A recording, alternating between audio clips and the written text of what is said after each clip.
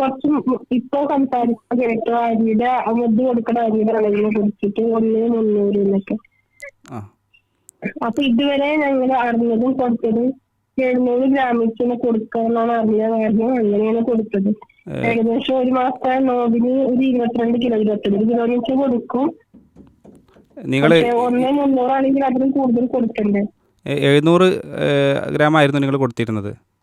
700 ഗ്രാമാണ് കൊടുക്കാൻ പറഞ്ഞത്. അപ്പോൾ ഒരു 3/4 കിലോ വെച്ചിട്ടൊക്കെ 22 കിലോന്ന് കണക്കില്ല. അങ്ങനെ എന്നാലും ഞങ്ങൾ 25 കിലോനെ കൊടുത്തത്. അവർ കൊടുത്ത അളവിൽ ഒരു വ്യത്യാസമുണ്ട്. അതിലെന്താണ് ശരി, ഓക്കെ. അത് പിന്നെ ആ വിഷയത്തിൽ ഒരു മുദ്ദ് കൊടുക്കണം എന്ന് പറഞ്ഞ പണ്ഡിതന്മാരുടെ അഭിപ്രായം വെച്ചുകൊണ്ടാണ് അവർ 700 കൊടുത്തത്, 700 750 കൊടുത്തത്.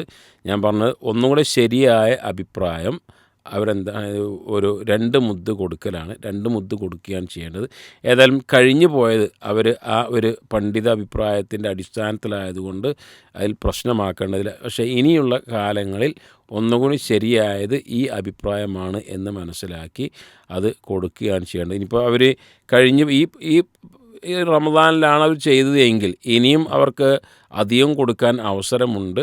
ഇപ്പോൾ ഫിദിയ കൊടുക്കേണ്ടത് റമദാൻ കഴിഞ്ഞിട്ട് കൊടുക്കാം, റമദാനിൽ കൊടുക്കാം, ഒക്കെ ചെയ്യാവുന്നതാണ്. അപ്പോൾ കുറഞ്ഞു കൊടുത്തതാണെങ്കിൽ ഇനിയും കൊടുക്കാനുള്ള അവസരം അവർക്കതിലുണ്ട്. ബാക്കി എത്രയെന്നുള്ള ഒരു അളവ് വെച്ചിട്ട് ഇൻഷാ അല്ലാഹ് ഇനി കൊടുക്കാവുന്നതാണ് എന്നാണ് അല്ലേ? ഓക്കെ. അപ്പോൾ പിന്നെ ഷഹബാന്റെ ലാസ്റ്റ് ദിവസം ആകുമ്പോഴേക്കും കൊടുക്കണം എന്നാണ് പറയാറ്. റംസാനിന് കൊടുക്കാൻ പറ്റിയത് ഷവ്വാലോ ഷഹബാനോ കഴിഞ്ഞ വർഷത്തെ അല്ലേ?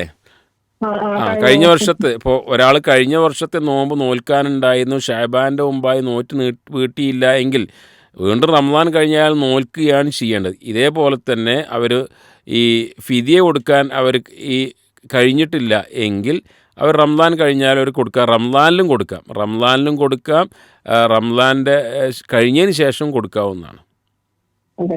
കിടപ്പിലായ രോഗികളെ ഞാൻ ചോദിക്കുന്നത്. അപ്പൊ അവർക്ക് ഇപ്പൊ ഈ റമദാനിൽ എപ്പോ തന്നെ കൊടുക്കായിരുന്നു?